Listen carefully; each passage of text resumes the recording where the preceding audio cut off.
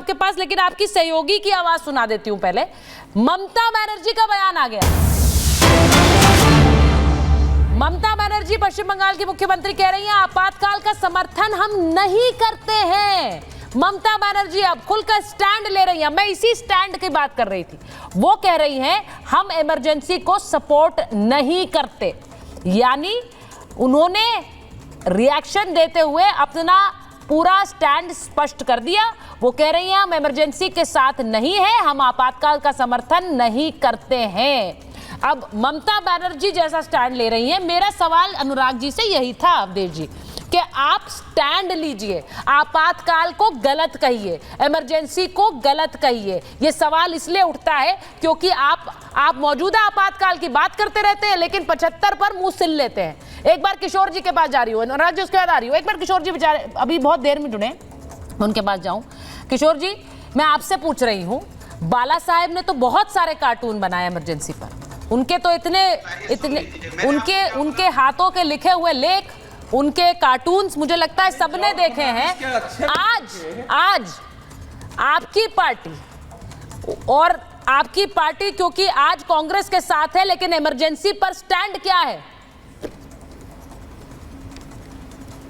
मेरे आवाज साफ आ रहा है? बिल्कुल साफ आ रही। मैं बात करता हूं कि आपातकाल किसी का भी हो, वो घोषित हो या अघोषित हो, शिवसेना उसके खिलाफ है। और हमने इंदिरा जी ने वो आपातकाल किया था तो अवधेश जी उन्हें दंडित भी किया गया था ना, लोगों ने नकारा भी था। लेकिन आपातकाल की याद में आपके आतंकवाद क्यों पनपने दे रहे हो? मैं ये बीजेपी के प्रवक्ता पूछता हूं, मोदी की संसदीय लोकशाही में विश्वास नहीं करते, समाज में विश्वास नहीं करते। ये भाजपा अटल जी और लालकृष्ण अडवाणी वाली नहीं है। मैं अभी बता रहा हूं, महाराष्ट्र के चुनाव देखो कैसे खरीद फरोख्त हो रही है, आप देख लो।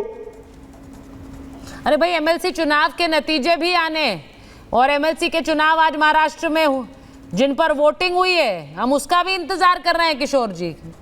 वहां पर कैसे मैं देख रहा हूं ना सामने। महाराष्ट्र में प्रजातंत्र की हत्या पर आप चुप बैठते, गलत बात है। सरिता जी, सबसे पहले विरोध गलत बात है।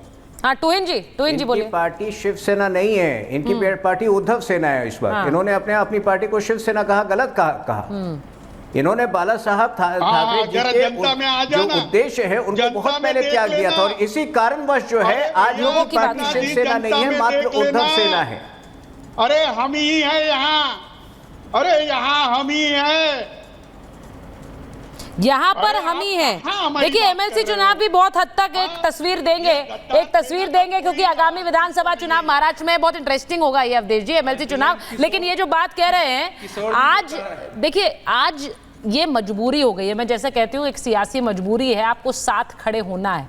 तो वो अभी कह रहे हैं कि हम उस आपातकाल के खिलाफ, फिर हम आज के सियासी आपातकाल के भी खिलाफ। नहीं, वो तो उन्होंने कहा कि यहाँ हम ही हैं। यही तो देवकांत बरुआ ने कहा था, India is India, India is Indira, Indira के बगैर नहीं इंडिया है। और तो उनकी भाषा हुई है। देखिए, एक जो समाजवादी और बाकी भूल रहे हैं कि सरकार ने भले अभी सुचरिता, देश में जितने आपातकाल विरोध के आंदोलनकारी हैं, हर वर्ष 25 जून को कम से कम देश में 50 से 100 कार्यक्रम होते हैं। विपक्ष की सरकारें, मुलायम सिंह को मैंने ऐसे कम से कम अपने जीवन में 10 बार उस कार्यक्रम में भाग लेते हुए देखा है। आज भी उत्तर प्रदेश के अलग अलग जिलों में 25 जून को आपातकाल विरोधी काला दिवस मनाया जाता है, जिसमें समाजवादी पार्टी, बाकी पार्टियां भाग लेती है। बिहार में मनाया जाता है, मध्य प्रदेश में मनाया जाता है, राजस्थान में मनाया जाता है, गुजरात में, सब जगह मनाए जाते हैं। मुझे तो यह ध्यान नहीं था, मैं स्वयं उन कार्यक्रमों में भाग लेता रहा हूं। और 5 जून को जेपी के संपूर्ण क्रांति दिवस पर भी अलग अलग कार्यक्रम होते हैं, दिल्ली में भी होते हैं, बाहर में होते हैं, उसमें सभी भाग लेते हैं। तो आप जब कर रहे हैं तो वो तो सही है, 25 जून को मनाओ काला दिवस, लोकतंत्र का काला दिवस। तो अब अगर सरकार ने उसको घोषित कर दिया तो वो गलत हो गया। अब ये नए समाजवादी, जैसे राहुल गांधी नए कम्युनिस्ट हैं, नए मार्क्सवादी हैं, वैसे ही अनुराग भदौरिया और इस टाइप के नए समाजवादी हैं जिनका समाजवाद अजीब है। कांग्रेस के दबाव अनुराग जी में, का ऑडियो। कांग्रेस के आतंक में समाजवादियों के विरुद्ध जो प्रहार करने वाला, अरे सुनिए, राजनारायण के पक्ष में ही फैसला देने के बाद आपातकाल लगा था। समाजवादी ये ध्यान रखें, आपकी पार्टी के राजनारायण जी को वहां लोगों ने मारा था, उनके अच्छा, मैं पैर एक बार- तोड़े थे, हाथ तोड़ दिए थे, सिर तोड़ दिए थे। ठीक है, ठीक है, ठीक है। और उसके- मैं एक बार अवधेश जी, मैं एक बार सुन लीजिए। मैं एक बार जरा जनता का एक व्यू पॉइंट लेना चाह रही हूँ। अनुराग जी आपके पास आ रही हूँ, मैं ब्रिजमोहन जी के पास पहले जाऊंगी, लेकिन एक बार जरा सुनवाना चाहती हूँ कि जनता क्या कह रही है। ये इमरजेंसी को लेकर जो एक संविधान हत्या दिवस का ऐलान किया है, उसके बारे में क्या कह रही है, जरा सुन लेते जल्दी से।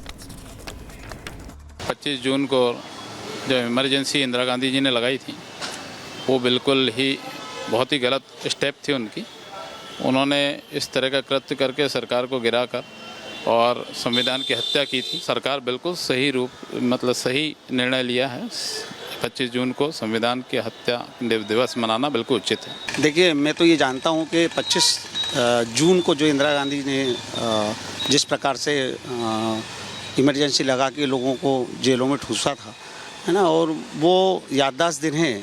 और यदि मोदी जी कोई संकल्प लेते हैं या कुछ करते हैं तो जागरूकता अभियान होता है, और मैं इससे सहमत हूँ। हमारे देश में हर तरह की लोकतांत्रिक जो सुविधाएं थी उस पर इन्होंने पाबंदी लगा दी थी, सबको जेल में डाला था। हमारे पत्रकार, मीडिया से लेकर सभी को उन्होंने जेल में डाला था, और वो संविधान को लेकर जो उन्होंने छेड़छाड़ करी और उन्होंने इस तरह से जो काम किया है उसकी घोर निंदा होना चाहिए। और जो सरकार कर रही है वो बहुत अच्छा काम कर रही है। अब मैं ब्रिजमोहन जी के पास, ब्रिजमोहन जी और अनुराग जी को लीजिए जरा स्क्रीन पर। ब्रिजमोहन जी, अभी किशोर तिवारी जी आप पर आरोप लगा रहे हैं, वो कह रहे हैं कि वहां महाराष्ट्र में एमएलसी चुनावों में खरीद फरोख्त हो रही है, वो एक तरह से इमरजेंसी है, वो एक तरह से आपातकाल है, वो कह रहे हैं। आ रही हूँ अनुराग जी, आ रही हूँ, एक बार जरा उनका रिएक्शन लूंगी उस बात पर। आरोप लगाया किशोर तिवारी ने, आरोप लगाया किशोर तिवारी ने। ब्रिजमोहन जी जवाब दीजिए। ब्रिजमोहन जी का ऑडियो नहीं आ रहा। जहाँ तक देखिए, जहाँ तक मुझे मालूम है, महाराष्ट्र में अभी एमएलसी के चुनाव में बहुत ही निष्पक्षता के साथ हर विधायक ने अपने अपने मत का उपयोग किया है। और ये मैं सोचता हूँ, ये आरोप लगाना बिल्कुल गलत है कि किसी प्रकार की खरीद फरोख्त हुई है, क्योंकि सारे लॉ मेकर से सब लोग कानून को बेहतर तरीके से जानते हैं। मैं इस बात से पूरी तौर से असहमत हूँ। लेकिन मैं इमरजेंसी के बारे में एक बात जरूर कहना चाहता हूँ कि जिस समय इमरजेंसी लगाई गई थी उस समय देश के हालात ऐसे नहीं थे कि उसको इमरजेंसी की ज़रूरत थी।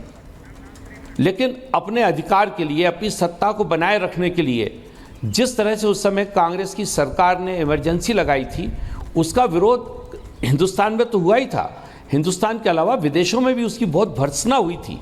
और यही कारण है कि जब कांग्रेस ने उस पर माफ़ी भी मांगी है, अगर उन्होंने कोई काम गलत नहीं किया था तो कांग्रेस के नेतृत्व ने माफ़ी क्यों मांगी देश से?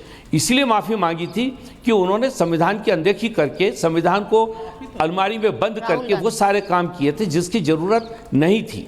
और इसी बात को अगर जनता के बीच में रखा जाता है, यदि इस बात को जनता के बीच में बताया जाता है, तो मैं सोचता हूँ ये बिल्कुल एक सही कदम है। जहाँ तक जयराम जी बोल रहे हैं कि हम इसको एक मोदी मुक्ति के रूप में मनाएंगे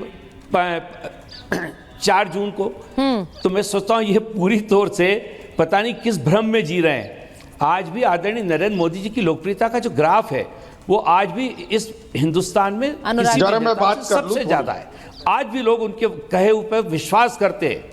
और मैं ये मान के चलता हूं कि ये जो कांग्रेस जिस प्रकार से ये दिवस मनाना चाहती है, मोदी मुक्ति दिवस, तो पूरी तौर से वो खुद को भी भ्रम में रखे हुए हैं और साथ ही साथ वो देश के लोगों को भी भ्रम में रखना चाहते हैं। मैं सोचता हूँ उसका कोई असर मतदाताओं के ऊपर नहीं होगा।